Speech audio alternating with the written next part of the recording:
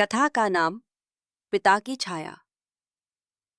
बहुत समय पहले की बात है, जब परशुराम बालक थे। नाम था राम। उनके पिता थे ऋषि जमदग्नि और माता रेणुका। ऋषि कठोर तपस्वी थे, अनुशासन के प्रतीक।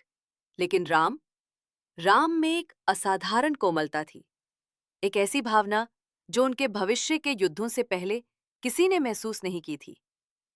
किस्सा उस दिन का है। एक दिन रेणुका माता बहुत थकी हुई थी। उन्होंने दिन भर आश्रम का कार्य किया और फिर भी शाम को ऋषि जमदग्नि ने उन्हें थोड़ा जल लाने को कहा। वो जैसे ही जल भरने गई, उनका ध्यान थोड़ी देर के लिए भटक गया।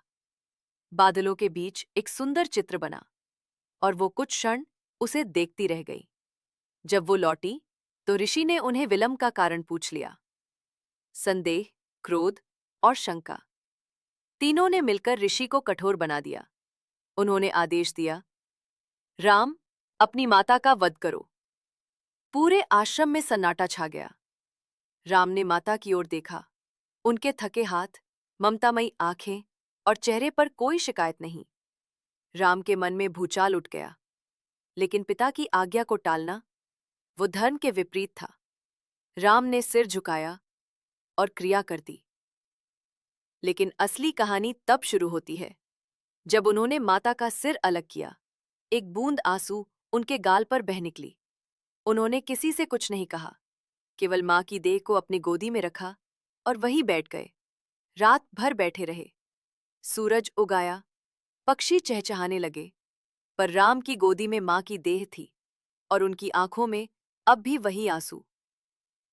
जब ऋषि जमदग्नि प्रसन्न होकर प्रकट हुए और बोले, वर मांगो पुत्र।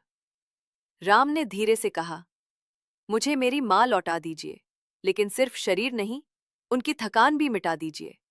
उनका वो एक क्षण जो उन्होंने बादलों को देखने में बिताया था, वो भी पवित्र बना दीजिए। ऋषि स्तब्ध रह गए।